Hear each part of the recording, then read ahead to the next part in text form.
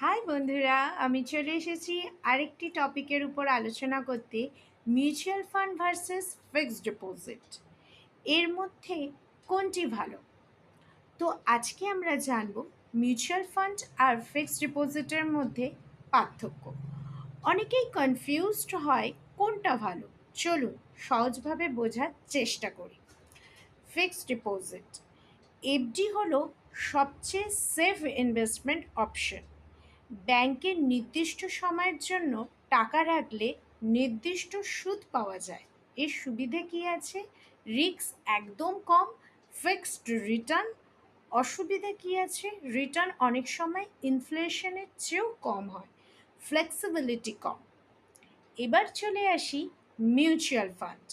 Mutual fund মানে অনেক বিনিয়োগকারীর টাকা একসাথে সংগ্রহ করে শেয়ার, বন্ড, ডেট ইত্যাদিতে ইনভেস্ট করা। সুবিধে কী কী আছে? হায়ার রিটার্নের সুযোগ, লং টার্মে কম্পাউন্ডিংয়ের পাওয়ার। অনেক ধরনের ফান্ডও আছে, equity fund, date fund, hybrid fund, multi assets fund. এর অসুবিধে কী আছে? মার্কেটে এর রিস্ক প্রচুর, শর্ট টার্মে ভোলাটাইল হতে পারে। আচ্ছা, এবার আমরা চলে আসি সেফ ইনভেস্টমেন্ট যদি চান তাহলে অবশ্যই আমি বলবো এফডি বেছে নিন। যদি লং টার্মে গ্রোথ চান তাহলে মিউচুয়াল ফান্ড ভালো অপশন। আসলে ব্যালেন্স পোর্টফোলিওতেই আসল সমাধান।